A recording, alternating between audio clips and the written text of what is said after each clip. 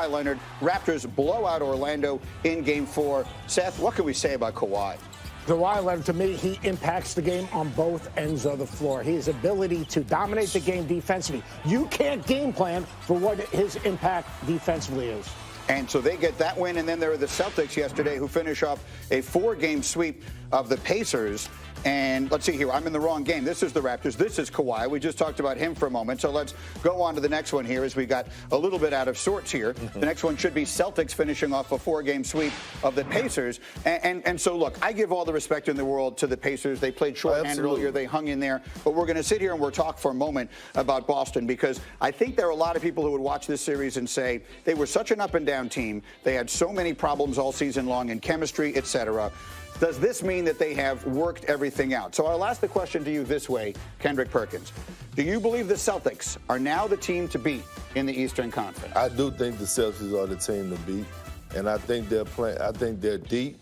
I'm a big fan of Al Horford. I think he's the glue guy, and I think Brad Stevenson is a great coach. I watch when the Celtics when they haven't ran great offense, he calls great sets. He get them in great motion. Their defense is on point.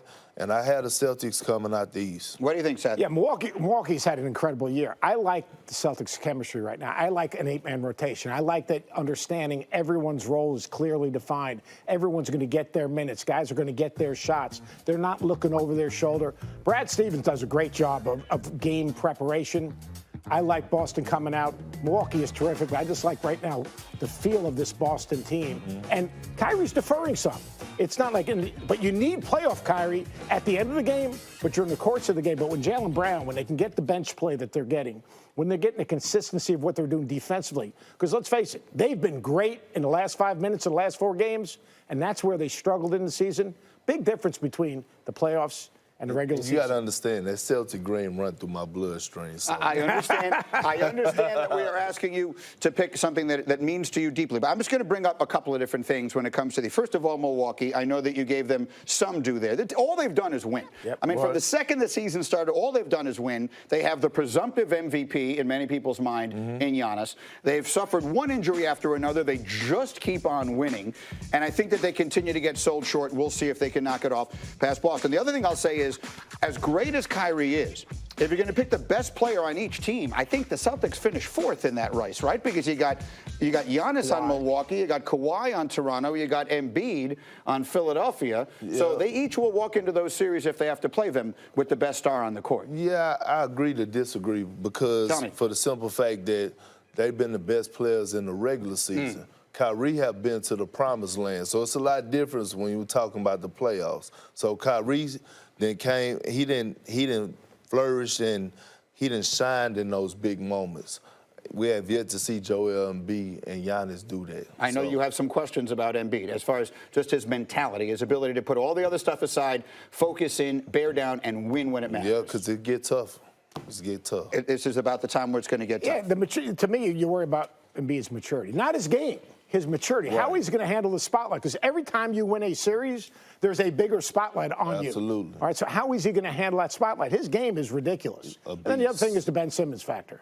Because in the end, Ben Simmons is a phenomenal talent. But sometimes he guards himself. As good as he is, he guards himself. I just don't see Philly as a consistent team. I would say that Milwaukee, because of the consistency in which they played, because obviously the Greek Freak and others, if they get Brogdon back, it might change, because I do think he's a winning player. So we are working our way towards the second round of a playoffs that should look markedly different from the first. In the meantime, back to football we go as we are bearing down on the NFL draft, which is now just 3 days away. And the Giants and their general manager, Dave Gettleman, have made some, let's call them interesting moves this offseason. First off, letting Landon Collins walk, 3-time Pro Bowler.